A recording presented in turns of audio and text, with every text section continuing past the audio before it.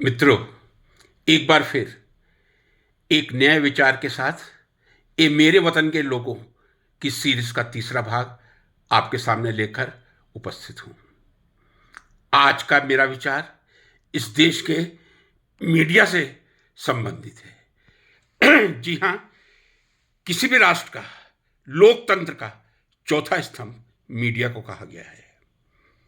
और यदि मीडिया जागरूक होगा, देश प्रगति करेगा, देश का लोकतंत्र प्रगति करेगा। और यदि मीडिया दिशाहीन होगा तो वो इस देश की जनता को दिशाहीन करने का प्रयास करेगा। मित्रों, आज तक की बात जरूर आपके सामने करूंगा। बहुत पॉपुलर चैनल है, कई इनाम मिलते हैं उसको, हर वर्ष कई इनाम मिलते हैं। रात को 9 बजे एक कार्यक्रम आता है। कार्यक्रम का नाम है black and white. Sudhir Chaudhary लेकर आते हैं। क्या उसका नाम ब्लैक एंड व्हाइट ही होना चाहिए या केवल ब्लैक कर देना चाहिए? कल की दास्तां आपने भी देखी होगी 9 बजे की। सबसे पहले इस देश के जेल में जो बंदी हैं, आरोपी नहीं हैं, बंदी हैं, अरविंद केजरीवाल, उनके ऊपर ही लगता है पूरी तरह ब्लैक एंड व्हाइट समर्पित था। जी हां, इससे पहले मैं ये निवेदन करना चाहूंगा, मैं एक भारतीय हिंदू परिवार से हूं।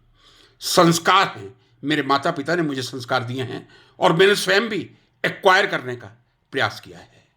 संस्कारों में मुझे यही बताया गया है, जब कोई व्यक्ति भोजन करता है उसकी थाली की तरफ दृष्टि ना डालें तो ज्यादा अच्छा है। अपनी थाली की तरफ देखें। वैसे भी कहा जाता है, यदि हम अपनी थाली की तरफ देखेंगे हम बहुत सुखी रहेंगे, सेटिस्फाइड रहेंगे। यदि हम दूसरी की थाली की तरफ देखेंगे तो हम पूरी तरह अनसेटिस्फाइड रहेंगे। और कल ये बात पूरी तरह सार्थक सुधीर चौधरी जी ने कर दी। वो दूसरी की थाली को देखकर कितने व्यथित थे, कितने दुखी थे, क्योंकि उन्होंने अपनी थाली की तरफ देखने का कभी प्रयास नहीं किया होगा। कल के मुख्य न्यूज, एक नेशनल चैनल जो बहुत ही लोकप्रिय चैनल है, उसकी प्रमुख न्यूज और उसका एक भाग ब्लैक एंड व्हाइट और उसकी दास्तां में अरविंद केजरीवाल के खाने की क्वांटिटी बताई जा रही है। मुझे तो मेरे माता पिता ने यही बताया था, बेटा कभी किसी की थाली की तरफ झांकने का प्रयास मत करना। कितने आम खाते हैं, कितनी इडली खाते हैं, कितने डोसे खाते हैं, कितने अंडे खाते हैं, कितनी रोटियां खाते हैं, कितनी दाल पीते हैं।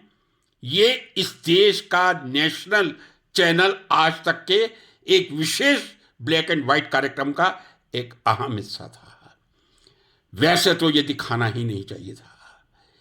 यदि जेल वाले अपनी ड्यूटी निभा रहे थे, वो देख रहे थे अरविंद केजरीवाल क्या खा रहे हैं, उन्हें जेल वालों पर ही छोड़ देना चाहिए था। क्या यह मुद्दा इतना बड़ा था कि समूचे राष्ट्र के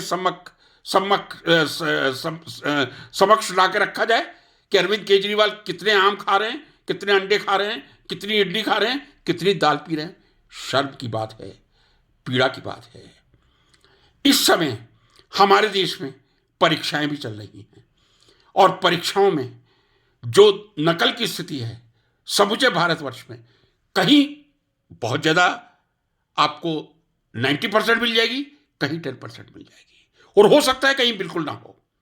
यह भी मुझे कहने में संकोच नहीं। हाँ, लेकिन ऐसे भी राज्य मिलेंगे जहां 90% नकल एक वहां की संस्कृति या कल्चर माना जाता है।